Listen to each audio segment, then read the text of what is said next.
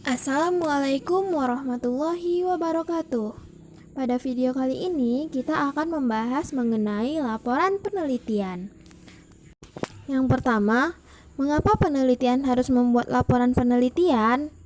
Nah, laporan penelitian merupakan tahap akhir dari proses penelitian, di mana peneliti menyampaikan dan mengkomunikasikan kepada audiens hasil akhir risetnya melalui tulisan.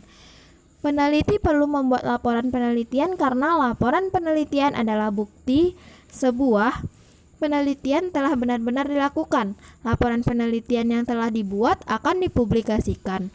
Semua hasil dari penelitian akan dicantumkan dalam laporan penelitian, sehingga laporan penelitian bermanfaat dalam memecahkan masalah dalam masyarakat. Selanjutnya, aturan penulisan laporan yang harus dipatuhi oleh peneliti. Yang pertama ada font, spasi, dan ukuran kertas. Dalam penulisan karya ilmiah, terdapat peraturan yang perlu diperhatikan, yaitu font, spasi, dan ukuran kertas yang kita gunakan dalam penulisan karya ilmiah. Naskah karya ilmiah haruslah diketik dengan aturan pakai kertas A4, jenis fontnya Times New Roman ukuran 12px dan spasi 1. Yang kedua yaitu ukuran margin. Ukuran margin adalah tepian kertas yang merupakan bagian yang kosong. Untuk ukuran margins ini adalah sebagai berikut. Top atau atas 3 cm, bottom atau bawah 4 cm, left atau kiri 3 cm, sedangkan right atau kanan 4 cm. Selanjutnya yaitu bab dan subbab. Penulisan bab pada skripsi ditulis dengan menggunakan sistem Romawi, dan untuk penulisan subbab ditulis dengan menggunakan sistem numeral. Yang keempat, jarak antar bab. Penulisan skripsi jarak antara bab satu dengan bab lainnya dibutuhkan jarak halaman alias memerlukan ganti halaman untuk membuat bab baru. Sedangkan untuk penulisan subbab antara jarak bab dengan subbab ditulis dengan jarak 2,5 spasi. Dan untuk penulisan kalimat awal setelah subbab diberi jarak 2 spasi di bawah subbab. Selanjutnya yaitu judul artikel. Yang pertama menggunakan huruf kapital atau huruf besar semua. Yang kedua tulisannya di bold. Yang ketiga masih menggunakan jenis font Times New Roman. Yang keempat posisi judul berada di tengah halaman alias di center atau Ctrl E. Dan yang terakhir jangan menggunakan garis bawah atau style font underline. Selanjutnya yaitu penulisan paragraf.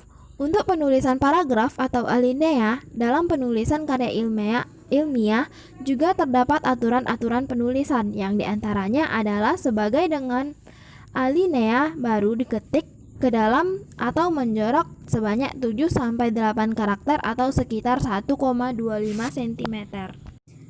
Yang ketujuh, penulisan struktur lain. Dalam penulisan nama-nama penulis dan alamat institusi dalam karya ilmiah ini ditulis yang letaknya tepat di bawah judul artikel. Penulisannya pun diberikan jarak antara judul artikel dengan penulisan nama-nama penulis dan alamat institusi dengan jarak 1,5 spasi. Halaman judul, daftar nama anggota kelompok, halaman pengesahan, kata pengantar, penggunaan angka Romawi kecil, dan diketik di sebelah sudut kanan bawah.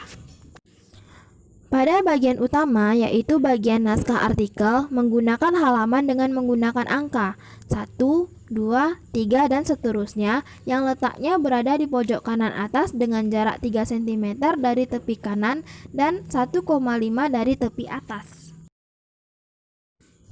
Macam-macam format laporan penelitian. Yang pertama, format contoh laporan penelitian kuantitatif. Yang pertama, bab 1 pendahuluan. Isinya ada latar belakang masalah, rumusan masalah, tujuan penelitian, hipotesis penelitian, kegunaan penelitian, ruang lingkup dan keterbatasan penelitian, definisi istilah atau definisi operasional.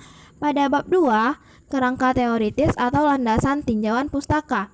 Dan ada juga bab 3 metodologi penelitian yang isinya ada rancangan penelitian, populasi dan sampel, instrumen penelitian, pengumpulan data, teknik analisis data. Dan pada bab 4 hasil penelitian ada deskripsi data, pengujian hipotesis. Dan pada bab 5 pembahasan Ada pembahasan-pembahasannya, dan pada bab 6 penutup atau kesimpulan dan saran terdapat kesimpulan, saran, bagian akhir, daftar rujuk atau daftar pustaka dan lampiran. Selanjutnya format contoh laporan penelitian kualitatif. Yang pertama, bab 1 pendahuluan. Yang A, konteks penelitian atau latar belakang. B, fokus masalah atau rumusan masalah. C, tujuan penelitian. D, landasan teori. Dan E, kegunaan penelitian. Pada bab 2 metodologi penelitian, ada pendekatan dan jenis pendekatan, ada kehadiran peneliti, ada lokasi penelitian, ada sumber data, ada prosedur pengumpulan data, ada teknik analisis data, ada pengecekan keabsahan data dan tahap-tahap penelitian. Pada bab 3 ada paparan data dan temuan penelitian, dan pada bab 4 pembahasan, dan bab 5-nya penutup. Selanjutnya yaitu contoh skripsi. Di sini saya mengambil contoh skripsi penelitian eksperimen dengan judul skripsi pengaruh penggunaan metode eksperimen terhadap prestasi belajar IPA siswa kelas 4 SD Negeri 3 Purbalingga Lor. Nama penelitinya yaitu Reno Nugraheni dan instansinya Fakultas Ilmu Pendidikan Universitas Negeri Yogyakarta yang pada tahun 2014. Bagian utama skripsinya ada bab 1 pendahuluan, terdapat latar belakang, identifikasi masalah, pembatasan masalah, perumusan masalah, tujuan penelitian, manfaat penelitian, definisi operasional variabel penelitian. Sedangkan bab 2 kajian pustaka ada tinjauan tentang metode eksperimen, tinjauan tentang pembelajaran IPA di sekolah dasar, tinjauan tentang prestasi belajar ilmu pengetahuan alam, faktor-faktor yang mempengaruhi prestasi belajar, karakteristik anak sekolah dasar, dan terakhir ada tinjauan tentang materi IPA SD. Selanjutnya bab 3, metodologi penelitian. Pada bab 3 metodologi penelitian terdapat kerangka berpikir, hipotesis, pendekatan penelitian, tempat dan waktu penelitian, populasi penelitian, variabel penelitian, teknik pengumpulan data, instrumen penelitian, uji validitas dan reliabilitas instrumen, teknik analisis data. Dan pada bab 4 hasil penelitian dan pembahasan terdapat hasil penelitian, yang kedua ada uji analisis data dan ada pembahasan. Sedangkan pada bab 5 kesimpulan dan saran, ada kesimpulan, ada saran, dan ada keterbatasan penelitian.